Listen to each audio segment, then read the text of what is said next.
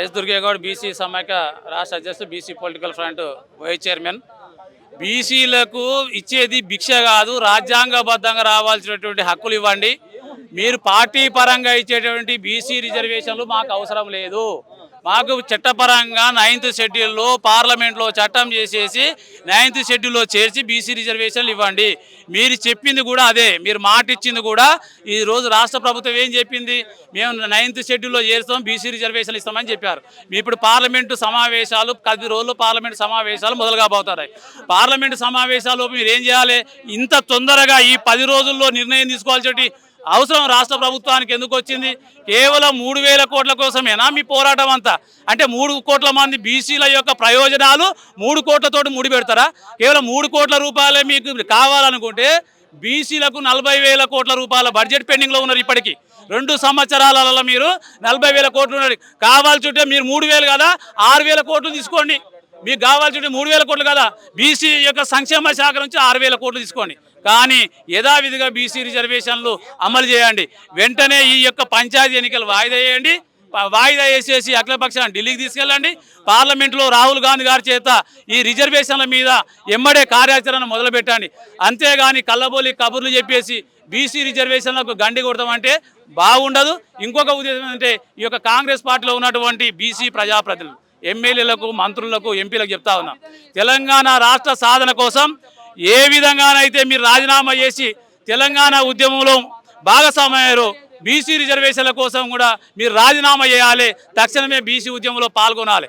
ఎందుకంటే ఇప్పటికీ మేము చెప్తా ఉన్నాం, కేవలం 2 వస్తున్నారు. ఎవరు వస్తున్నారు బీసీ ఉద్యమానికి? రౌండ్ టేబుల్కి మా హనుమంతరావు గారు, పాపం ఒక హనుమంతరావు గారు వస్తున్నారు, మా యొక్క మదియాస్కి గౌడ్ గారు వస్తున్నారు.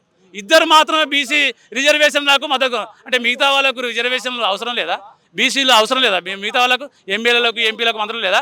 కాబట్టి మీరందరూ కూడా వెంటనే మీ పదవులకు రాజీనామా చేసేసి బీసీ ఉద్యమంలో భాగస్వామ్యం గారిని బీసీ రిజర్వేషన్ల కోసం పోరాటం చేయాలని చెప్పి వాళ్ళకి విజ్ఞప్తి చేస్తా ఉన్నా. బీసీ పొలిటికల్ ఫ్రంట్ రాష్ట్ర కన్వీనరు. ఎందుకంటే కాంగ్రెస్ పార్టీ కామారెడ్డి డిక్లరేషన్ పేరుతోటి బీసీలకు వాగ్దానం చేయడం జరిగింది. ఆ వాగ్దానాల్లో ప్రధానంగా ఈ 42% రిజర్వేషన్లు స్థానిక సంస్థలు, విద్యా ఉద్యోగాల్లో కూడా ఇస్తామని చెప్పేసి పార్టీ చెప్పడం జరిగింది. అందులో భాగంగానే మేము ఎందుకంటే నవంబర్ 10, 2023లో ఇచ్చడం జరిగింది. దాదాపు 2 సంవత్సరాల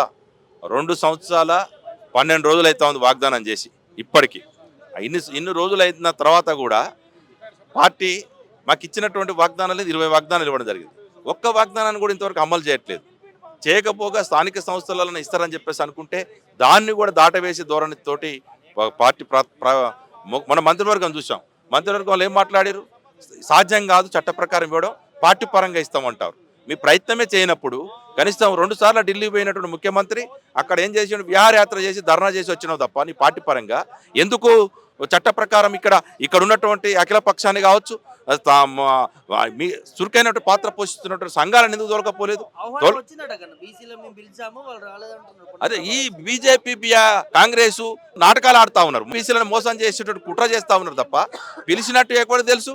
ఎందుకు తోలకపోలేదు అని అంటే ఎవడు మాట్లాడతలేదు. అంటే కావాలని చట్టం చేయకుండా స్థానికంగా 80 కులాలు, ఎంబీసీ కులాలు కావచ్చు, సర్పంచులుగా, ఎంపీటీసీలుగా, జెడ్పీటీసీలుగా నిత్యం ప్రజలకు సేవ చేస్తున్నట్టు కులాలని ప్రజలకు దూరం చేసేటువంటి కుట్రలో భాగంగానే మీరు ఇవన్నీ చేయలేదు. కానీ మాకు చట్టం ఎందుకు తీసుకురాకూడదు అనేటువంటి ప్రశ్నిస్తే ఒక్క ప్రశ్నకు సమాధానం లేదు. పార్టీ పరంగా కావచ్చు మేము అడుగుతా ఉన్నాం. కాంగ్రెస్ పార్టీలో ఉన్నటువంటి సాధ్యం కాదని చెప్తారు కదా. పార్టీ పరంగా స్థానిక సంస్థ సర్పంచులకు ఏంటంటే సింబల్ ఉండదు, గుర్తుండదు, పార్టీ గుర్తులు ఉండవు. గుర్తులు లేకుండా పోటీ చేసేయడానికి రాష్ట్ర వ్యాప్తంగా, అంతటా దేశవ్యాప్తంగా అదే పరిస్థితి ఉంటుంది. కానీ మీరు పార్టీ పరంగా అంటే ఎట్లిస్తారు?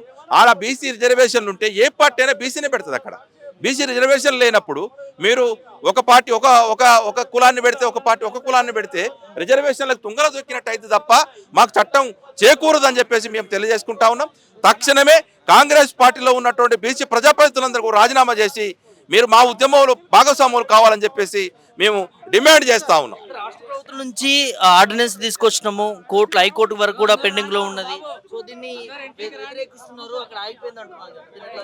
ఎందుకంటే ఫస్టే చెప్పడం జరిగింది, మా దాంట్లో ఉన్నటువంటి న్యాయ నిపుణులు, మా దాంట్లో ఉన్నటువంటి బీసీ మేధావుల ఫోరము ఇవన్నీ కూడా ముందే చెప్పారు. అనేక రాష్ట్రాల్లో ఇది చల్లని రూపాయి లాంటి జీవోలు కావచ్చు, ఆర్డినెన్స్లు కావచ్చు, చల్లవు అని చెప్పి చట్టబద్ధత చేకూరదు. దీనికి 9వ షెడ్యూలే చరణ్యము. అంతవరకు కూడా 9వ షెడ్యూల్, ఎందుకంటే తమిళనాడు చూసాం 69 రిజర్వేషన్లు ఉన్నాయి, ఇంతవరకు కూడా ఎలాంటి జరగలేదు. ఎందుకంటే 9వ షెడ్యూల్లో చేర్చినట్టే తల్లి గర్భంలో ఉన్న రక్షణ ఉంటుంది కాబట్టి ఆ పేరుతోటి రిజర్వేషన్లకు వెళ్ళాలని చెప్పేసి మేము ఎంతోమంది మొత్తుకున్నా సరే వీరు ప్రయత్నం చేయలేకుండా ఎలాంటి ప్రయత్నాల్లో విఫలమైపోయి అనివార్యంగా ఇప్పుడు మంత్రివర్గం తీర్మానం చేసి కాంగ్రెస్ పార్టీకి ఇస్తామని చెప్పి అంటారు. కాబట్టి మేము దీన్ని వ్యతిరేకిస్తూ ఇందులో భాగంగానే ఈరోజు గన్ పార్క్ దగ్గర అమరవీరుల స్తూపం దగ్గర నిరసన తెలియజేసుకుంటాం. ఎట్లాంటి కార్యాచరణ ఉండబోతుంది ఒకవేళ పార్టీల పరంగా ప్రభుత్వ ధోరణి ఇట్లా? అందరిని కలపకపోతాం. మా దాంట్లో ఉన్నటువంటి సాంప్రదాయ సంఘాలు కావచ్చు, రకరకాల ప్రయత్నం చేస్తారు. ఒక మహా కూటమిని ఏర్పాటు చేసి తెలంగాణ ఉద్యమం కంటే 10 ఉద్యమాన్ని నిర్మించి రాష్ట్ర వ్యాప్తంగా వచ్చేంత వరకు కూడా, అందుకే అంటా ఉన్నాం, తక్షణమే ప్రభుత్వం ప్రయత్నాలు విరమించుకోవాలి, సర్పంచ్ ఎన్నికలు వాయిదా వేసుకోవాలి, 47% చట్టం చేసేంత వరకు కూడా మా ఉద్యమం కొనసాగదు. ప్రభుత్వం కూడా ఆ ప్రయత్నాలు విరమించుకోవాలని చెప్పి తెలియజేసుకుంటాం.